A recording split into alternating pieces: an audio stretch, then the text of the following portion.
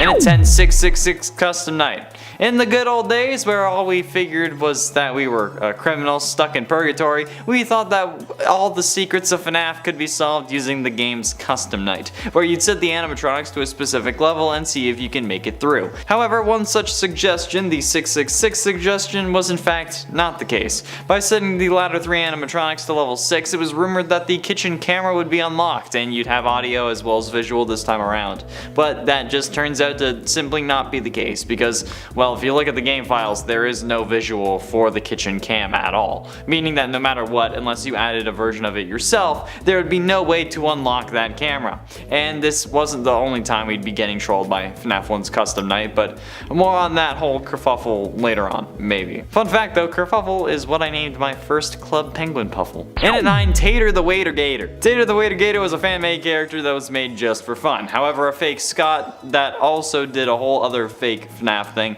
took the model to Twitter claiming that they were a new animatronic. This guy was a real menace back in the day.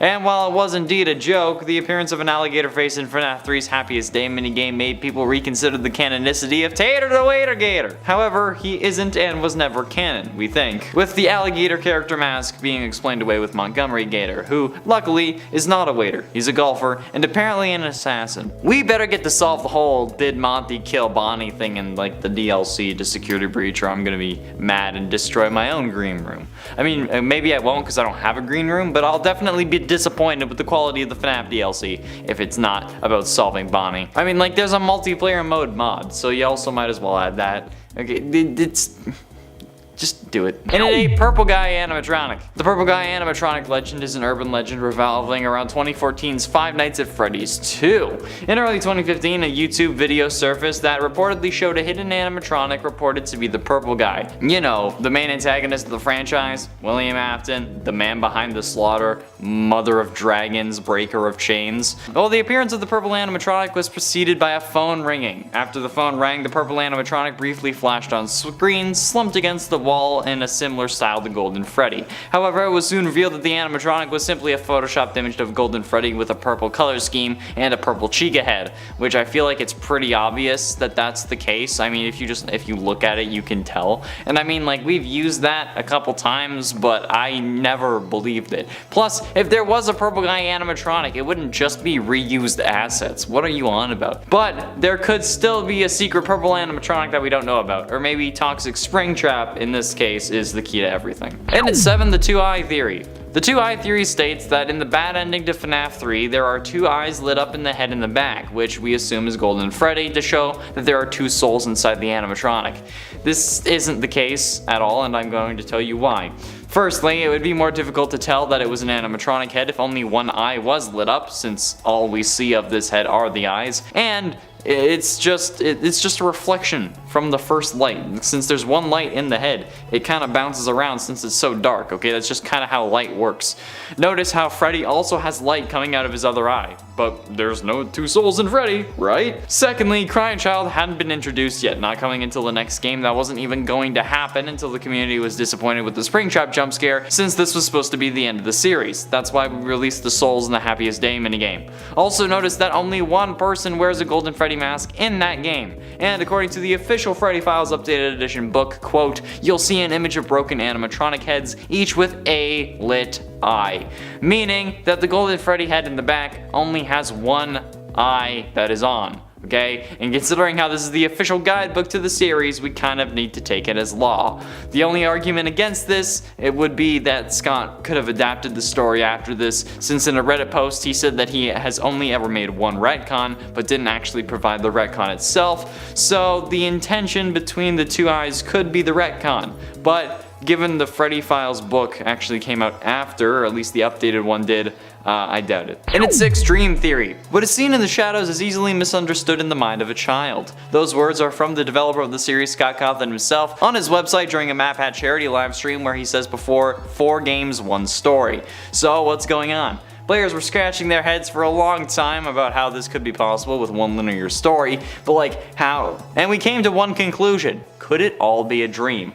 The online community at one point believed so. Apparently, because of FNAF 4, okay? It was we thought that was a dream, therefore we thought everything else was going to be one long vivid dream after crying child got bit by an animatronic in 1983.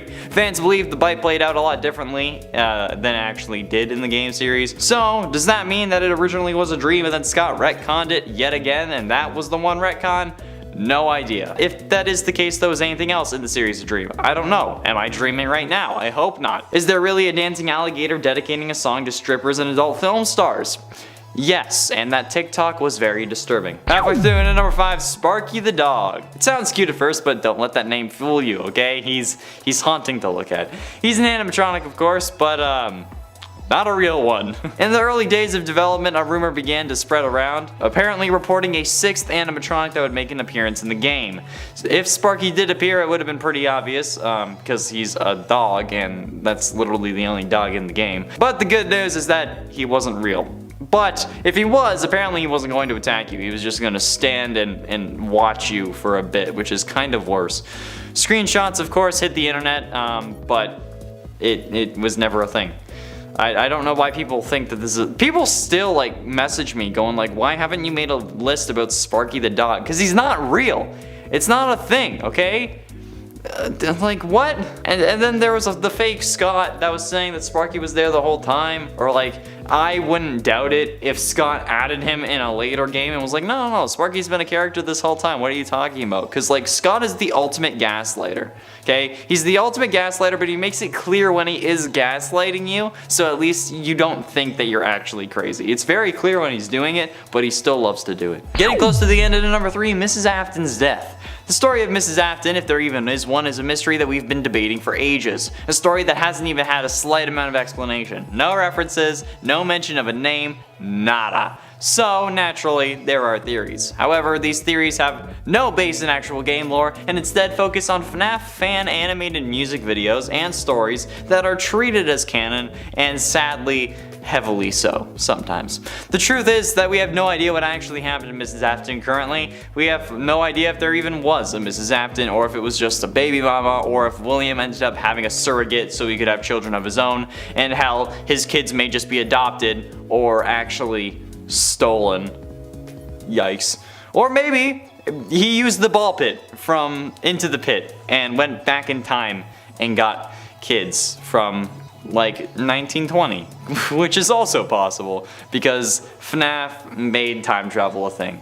Either way, for some reason, and I'm not quite sure what video caused this to pick up, I'm pretty sure it was the Living Tombstones, a lot of people think that Mrs. Afton died in a car accident. I mean, it's a possibility, but that doesn't mean that it is canon. There are other explanations, and no one really says those are canon, so I don't know why you think that a car accident is canon. There are also others that think that William killed her, or that she just left him because she found out what he was doing, but then for some reason left his prime demographic with him and didn't call the cops. And others think that her leaving is the reason that he started killing people. And you know what? All are equally possible, but nothing is actually canon, so stop it. But ultimately, into number 2, Gregory is 40.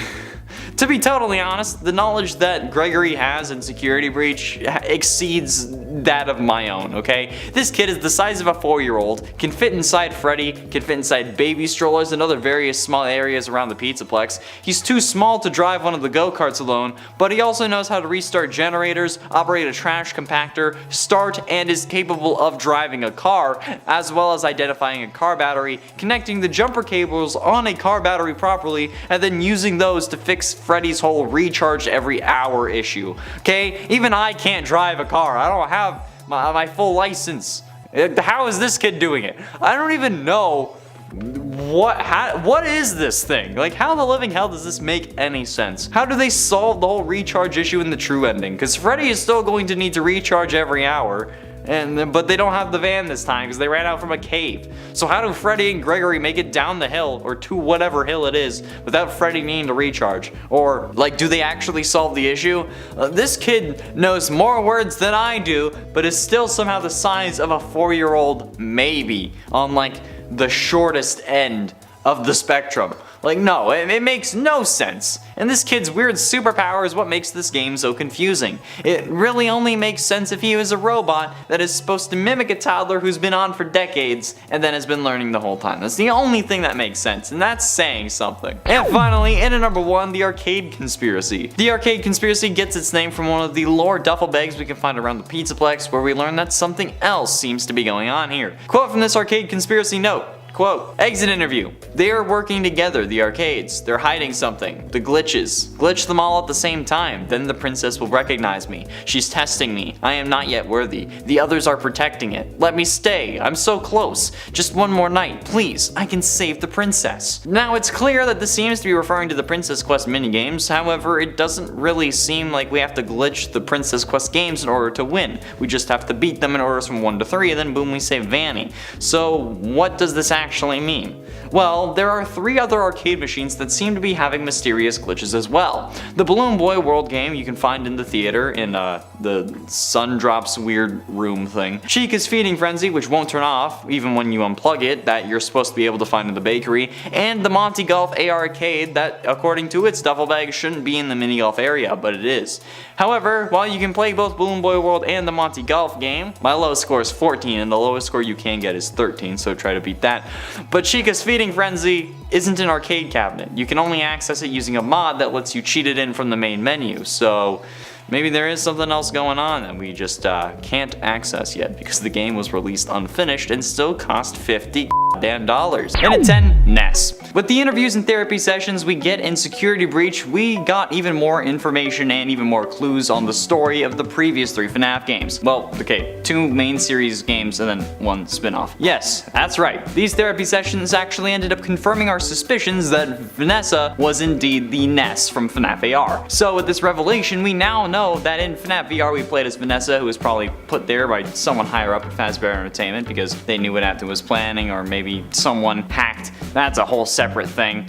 We got possessed, and then we got our mind locked away. And then we got sent to the special delivery section to install our virus on various animatronics as maybe a test run, and then we moved to head security guard for the Pizzaplex, which is where Security Breach starts. So thanks to this simple mention of Lewis and her looking up odd things at work, along with her secret encrypted conversations, we know the full story of Vanessa since FNAF VR. And at 9, Purgatory. Back when FNAF first released, MatPat came to the conclusion that in this game we were the killer, the man who killed the missing children and caused all of this to really happen, but that we were also trapped in purgatory for our crimes and that this game was our punishment for said crimes. And while at the time he was incorrect, Scott must have been listening, since eventually, 7 games, 6 books, multiple promos, and unlimited tiers later, he made this the premise of the game in Ultimate Custom Night. Later it would seemingly be retconned into a dream that William has, either while he's recharging his burn trap or while he's stuck in Vanny or something, but nevertheless MatPat was indeed eventually correct. I mean, we kind of have to take this as a win because despite it being for the wrong game, it did eventually turn out to be pretty true. Alright, that's insane when you think about it. And at 8, Purple Guy Identity. Before Sister Location's release, we could only speculate as to the name of the individual we knew as Springtrap and the Purple Guy. Tons of names were made, with Dave being the most popular and the one generally accepted, even now, kind of. However, the true Purple Guy name reveal of William Afton started in the FNAF novels, specifically the first novel in the actual novel series, The Silver Eyes. This was shown to those of us who didn't actually want to read the book by MatPat, because you know what, most people called the book cringe. But in his theory on the subject, he actually kind of agreed. A load of people were actually glad we finally had at least some form of canon name for the characters, and then others were mad because he had used the books for a theory, which don't share the same continuity as the games, despite sharing the same canon of Five Nights at Freddy's. This theory, however, was ultimately confirmed to be true during Sister Location's starting scene, when we first hear Afton speak. Well, actually, it wasn't by him, it was by the person he was talking to, which I'm assuming is like an FBI agent or some form of police officer. He was talking about Baby's various features, which is how we also found out that she has more to her than meets the color-changing eyes. And it's 7, Cassidy. Since the beginning of FNAF, we have been wondering about the mysterious and seemingly supernatural entity of Golden Freddy. The entity able to travel through solid doors and walls, who gave us hallucinations and crashed our game when they got to us. Who was this mysterious being? Over the years, we got a few names, most notably with the gravestone ending in FNAF 6. But even with that, Golden Freddy's name had always eluded us. And if they are the one you should not have killed, or if they aren't, the name wasn't given to us us an Ultimate Custom Night either. Only an alias. But alas, we were saved when the FNAF Survival Logbook came out. Yet another FNAF book, where after jumping through more hoops than dogs at a dog show or dolphins at SeaWorld, we uncovered the name Cassidy. Thanks to wrong numbers on various pages becoming coordinates in the word search of all things. It was a lot for a name revealed that honestly didn't really mean much to the series, since the name Cassidy only appears in one other place, that being the final novel of the original trilogy, The Fourth Closet, and the ultimately scrapped Cassidy movie script, but since it was scrapped, the character is of little consequence otherwise, which sucks. And it's 6, Puppet's Origins. The security puppet minigame was something that was quite the mystery to a few FNAF fans, since, well, if Charlotte was killed outside the restaurant, how was the puppet able to get possessed? Since we now know we typically have to be in the vicinity of the object that we're possessing. This was explained to us in the security puppet minigame from FNAF 6, where we see the puppet crawl out to Charlotte in the rain after William is driven off. This was a simple yet much needed explanation, at least to me, since it was very confusing how the laws of what's possible seemingly change with the individual. But with that simple scene, we understood the whole story. How a loving father was scared for his daughter's safety, how she was in danger thanks to William, so in an effort to protect her, Henry developed a green wristband that had a specific coding on it. This code released a signal that the puppet animatronic would prioritize in case anything happened. Then, while stuck outside, William struck, which set off the bracelet alerting the puppet, who, in a last-ditch attempt to save her, crawled out in the rain and merged with Charlotte. A sad but evidently required story. Halfway through into number 5, Nathan Dunlap. In December of 1993,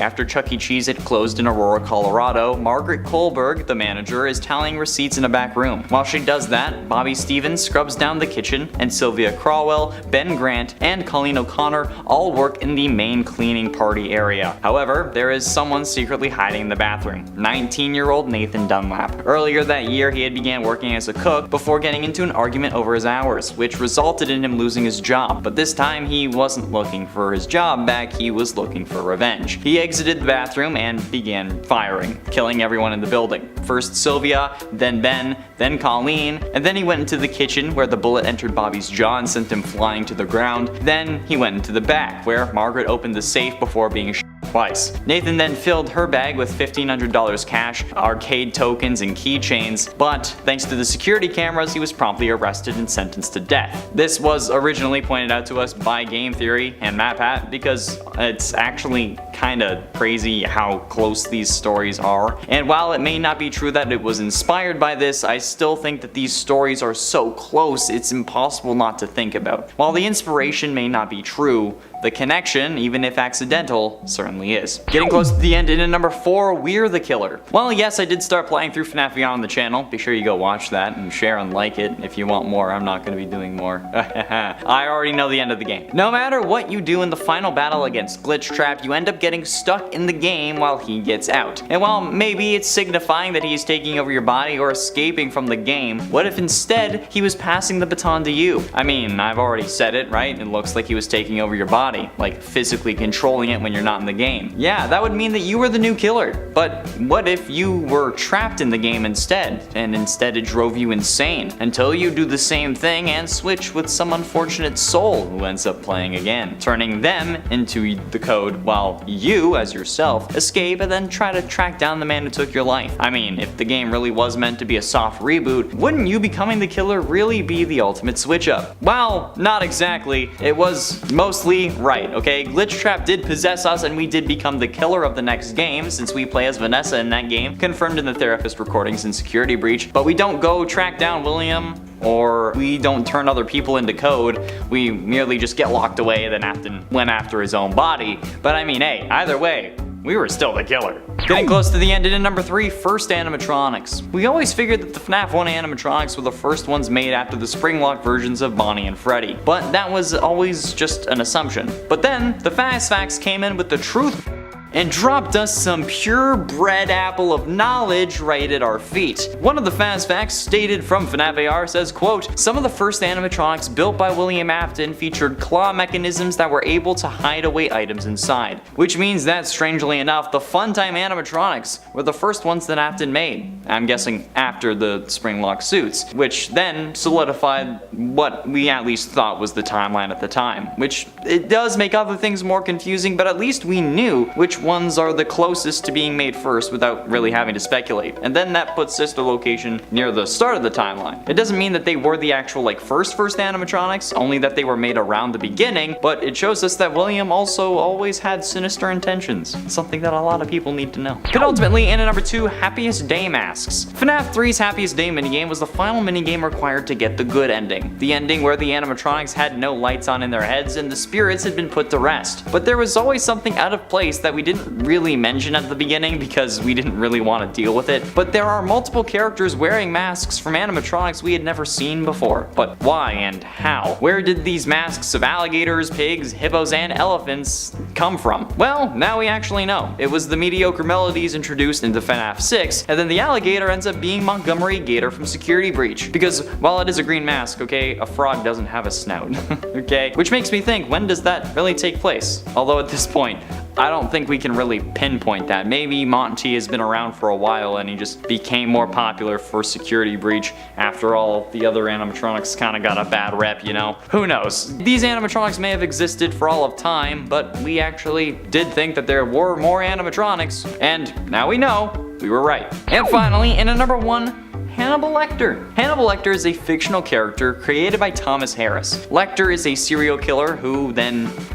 his victims, if you know what I'm saying. I feel like it's pretty obvious and I can't really say the word, but you know what I mean. Before his capture, he was actually a respected forensic psychiatrist, but after his incarceration, he's consulted by FBI agents Will Graham and Clarice Starling to help them find other serial killers, which is a whole other problem. His most iconic appearance is in Silence of the Lambs and the often misquoted line of "Hello Clarice" or "Have the lambs stopped screaming." And while you may not really see any similarities between Afton and Lecter, we did seem to think that there were some. I mean, this dude's an absolute psycho. And you know what? This was confirmed as inspiration for his voice. According to his voice actor PJ Haywood in Sister Location, Afton's voice actually was inspired by Hannibal Lecter in a way that he's seemingly extremely calm even when he's about to kill someone, which is supported by some of his novel counterparts' quotes. So yeah, while it's not exactly directly inspiring Afton, it inspired his voice. And if he had to add the fact that he's oh yeah, he's unnervingly calm even when he's about to kill someone, does that mean that whoever was interviewing Afton is dead? In at 10, Afton Possessed. A long time ago, I made a passing comment that Afton wasn't actually dead. People were mad that I didn't put Springtrap on the original scariest animatronics list, and aside from him being literally so unscary that they had to make a whole new game to compensate, I also argued that since he's just a guy enhanced by robotics, he wasn't an animatronic and instead a cyborg. And in the great terms of Fallout 4, nobody liked that. Even when I cited the fact that even MatPat pointed out that Springtrap never dies. But that's aside the point. However, I was in fact proven correct when the story of the man in room 1280 came around to show us that William was unable to die thanks to the spirit of the one you should not have killed, a young boy with an alligator mask in the books who was keeping him alive so that he could suffer for his crimes. And until this day, most people still won't accept that despite it being proven, okay? They take him off life support in the book and he's still kicking after that, okay? So whether this hospital experience actually happens or not, the point of the book was to show us that Afton was possessed and that's how he survived, okay? Someone needs to update the wikis, because they still say that he died as a human. He didn't really die until the FNAF 6 fire, maybe when he became a sentient code, if we want to consider that dying. In at 9, the Golden Killer. I am absolutely positive that the FNAF universe has plenty of urban legends about these restaurants. I mean, how could they not? A place where kids keep going missing that then gets shut down and reopens almost every 5 years. If that's not a cause for urban legends, I don't know what is. Christ, this is one of the most horrifying stories a parent could ever hear about. If anyone so much as looked in our direction wrong as a kid, my father would ban us from returning. It was insane, and I'm honestly surprised that he didn't me. Either way, there must be tales of the Golden Killer that would dress in an animatronic suit and lure children away with the promise of free tickets and pizza. Obviously used as a cautionary tale by parents about the dangers of talking to strangers, but I think they may not realize how close and how serious these stories actually are, especially given that the Pizzaplex, at least when it's open, is still packed full of children despite 9 kids already going missing there. In at 8, Springtrap, another urban legend from the FNAF universe that's also in the FNAF universe, like it's from the FNAF universe but also inside the FNAF universe, is Springtrap. The whole point of Springtrap was that he was an old animatronic that still worked that they set loose in the Fazbear Fright horror attraction. The attraction that was a replica of the old Freddy Fazbear's Pizza located inside an actual amusement park meant to revive the decades-old urban legends that surrounded the establishment from 30 years ago. Springtrap's whole purpose was to be an urban legend. If we got to see more from like the actual universe, like materials and newspapers, I'm sure that they would have marketed the only working animatronic as horrifying and actually possessed by one of the original victims, all while being unaware that it was actually the killer that they had set loose once more. From a story standpoint, I see why they had to do it like this. It actually like puts stakes back into the series because the killer's out again. But my real question is, why did Henry sell the location? Okay, I mean, like, they bought the place to get scraps, right? So why did Henry sell it if he was just planning on burning it down? Like, why risk William getting loose? Why even burn it down when he was already trapped in the room and had been stuck in there for 30 years, okay? It seems painfully stupid in my opinion. Dude, you don't need to sell it, okay? Just let him suffer. And at 7, Afton possessed. See how I changed the inflection? This time I put the emphasis on Afton instead of possessed. That's because this time around, Afton is the one doing the possessing instead of the one being possessed. Yes, we originally assumed that Vanny was going to be possessed by Glitchtrap, aka William Afton, aka the coded digital version of Afton's consciousness that possessed a VR video game. Yeah, but it definitely wasn't something that could be proven at the time. But after the release of FNAF Security Breach and the discovery of the therapist tapes at the end, we know that this theory was in fact correct. Vanessa did get possessed by Glitchtrap at the end of FNAF VR, and then Afton used her to get back to his old body. However, now it seems that both versions of Afton are kicking around, assuming that the blob didn't destroy Burntrap, something which we also still don't know, and probably won't know until the DLC comes out, or even maybe the next game, or maybe even a book, hell, maybe even the movie. And it's 666 Custom Night. In the good old days where all we figured was that we were a criminal stuck in purgatory, we thought that all the secrets of FNAF could be solved using the game's Custom Night, where you'd set the different characters to specific difficulty levels, and then you'd see if you can make it through. However, one such suggestion, the 666 suggestion, was in fact not the case. By setting the latter 3 animatronics to level 6, it was rumored that the kitchen camera would be unlocked, and then you'd have audio as well as visual for this night. But that turned out to just simply not be the case, because, well, if you look at the game files, there is no visual for the kitchen camera, meaning that no matter what, unless you added a version of it yourself, there would be no way to unlock that camera. And this wasn't the only time we'd end up getting trolled by FNAF 1 Custom Night, since later on the Custom Night having the code would indeed become true. However, that code was 1987 and it would just jump scare you instantly with Golden Freddy, which is literally the worst thing ever. Halfway through into number 5, John Wayne Gacy. Clown Springtrap is Springtrap's 3rd skin in FNAF AR and the 3rd skin to be introduced in the Dark Circus event. In addition to looking like a horrifying clown, he carries around a very large red mallet in his left hand. And considering how clowns are one of the most common fears in the world, with more people in the States being scared of clowns than global warming, or even terrorism, I think putting Clown Springtrap on this list is definitely understandable, because, you know, John Wayne Gacy. This man, okay, he's like Harley Quinn, but not cute, and basically still meant to be a reference to John Wayne Gacy, at least as I understand it. John Wayne Gacy being a serial killer who used to do kids shows dressed as either Pogo or Patches the Clown, an inspiration that was assumed but not confirmed seemingly until this skin. It's also worth noting that this skin looks a lot like the supernatural version of John Wayne Gacy's ghost, so I feel like that's where the connection comes from, plus, you know, a clown killer. In at 4, FNAF Remake. For a while, we'd heard rumors of a FNAF remake, one that would be so utterly terrifying that we would forget all about the horrific implications it would have to the lore. But honestly, it was just that. Theories, rumors, speculation, legend. Until the announcement of the Fazbear Fanverse initiative. In that announcement, we were indeed proven, at least somewhat correct, with the lineup containing FNAF Plus, a reimagining of the first Freddy Fazbear game being created by Fiznom, the creator of A Shadow Over Freddy's, Pork Chop's Adventure, and a major contributor to the original Pop Goes fan game. Originally, Fiznom was creating a remake of FNAF 2, known as Five Nights at Freddy's 2 Open Source, later renamed to another FNAF fan game Open Source, as practice for learning a new game engine. But since the game wasn't really a transformative remake of the original FNAF 2, Scott Cawthon did take the game down, because it was literally basically just FNAF 2. However, he was intrigued with the project and contacted FizzNom about making a original FNAF 1 remake, which now he is. Getting close to the end into number 3, Bunny Man's Urban Legend. Okay, so you know, I play video games to disconnect from reality. I'm sure some of you do too. When I play like super hot in VR, I know that I can't really do it in real life because I can't catch guns, but I can slow down time. But when scary games like FNAF are all of a sudden connected to real life horrible events, it's not really all that easy to play. And you know what? I hardly played them to begin with.